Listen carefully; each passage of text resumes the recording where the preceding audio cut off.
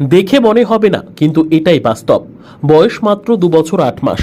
এর মধ্যে অনেক কিছুই তার মুখস্থ। অনর্গল বলে যেতে পারে দেশ, জায়গা, বাদ্যযন্ত্রের নাম। এমন প্রতিভার সম্মানও পেয়েছে সে। নাম তিথি ঘোষ।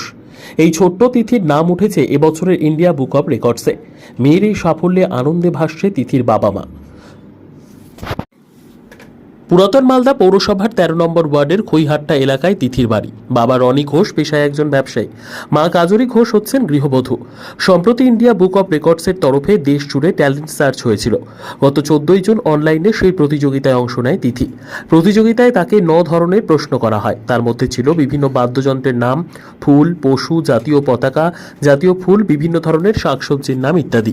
প্রায় প্রতিটিরই সঠিক উত্তর দেয় তিথি। গত 5ই জুলাই তিথির বাবা রনি বাবুকে ইন্ডিয়া বুক অব রেকর্ডসের তরফে জানানো হয় তার মেয়ে প্রতিযোগিতায় সফল হয়েছে, তার নাম ইন্ডিয়া বুক অব রেকর্ডসে উঠেছে। ইতিমধ্যে পার্সেলের মাধ্যমে নিজের পুরস্কারও পেয়ে গিয়েছে তিথি। প্রথমে বিভিন্ন প্রশ্ন ও তার উত্তর দানের ভিডিও ছবি দিয়ে মেয়ের নাম ইন্ডিয়া বুক অব রেকর্ডসে পাঠায়। ওই ভিডিও দেখে সংশ্লিষ্ট কর্তৃপক্ষ খুশি হয়। এরপর তারা আবার মেয়ের পরীক্ষা নেয়। ও কি পারে তা জানতে ফের পরীক্ষা নেওয়া হয়। এবার ওকে 5টি দেশ, ফল, খেলার নাম বলতে বলা হয়।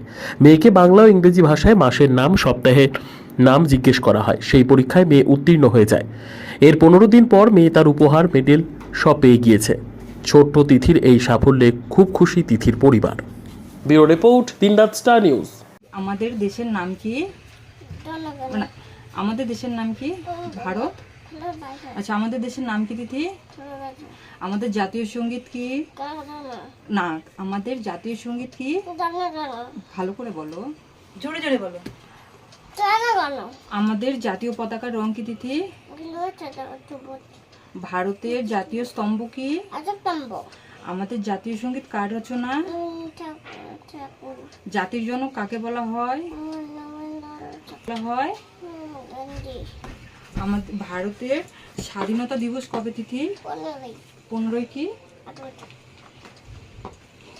তিথি? এনাকে কি বলা হয়? হ্যাঁ, আগে দেখো কে হয় এই বাচ্চাটা? এটা মেয়ে আমার।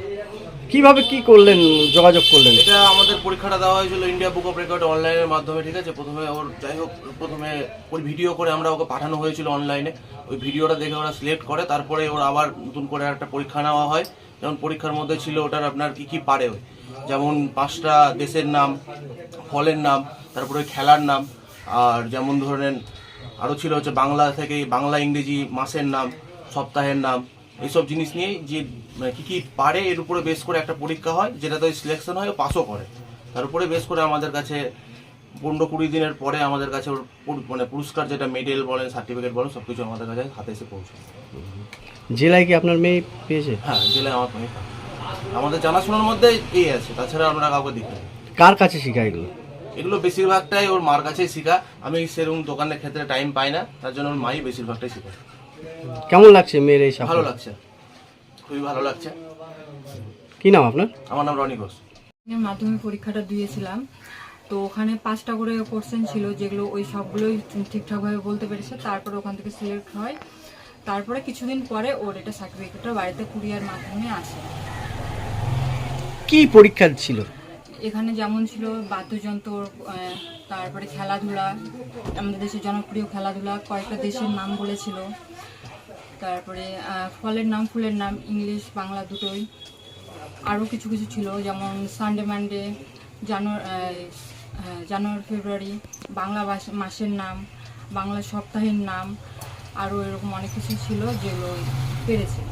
আচ্ছা, তো মেয়ের বয়স কত এখন? 2 বছর 8 মাস। কার কাছে শিখে গিয়ে এগুলো? আমার কাছেও শিখেছে, ওর পাপার কাছেও শিখেছে। আচ্ছা, দুজনের কাছে শিখেছে। ভর্তি হয়েছে? না, এখনো স্কুলে ভর্তি হয়নি, হবে। জেলায় কি আর কেউ পেয়েছে এই পুরস্কার? না, এরকম এখন আমাদের জানাশোনার মধ্যে কেউ জেলাতে দেখিনি এখনো কেউ। কেমন লাগছে মেয়ে যে এই সাফল্য? খুবই ভালো লাগছে, সবাই বাড়ির খুশি হয়েছে, সবাই ভালোই বলছে। কি নাম আপনার? আমার নাম কাজলি ঘোষ।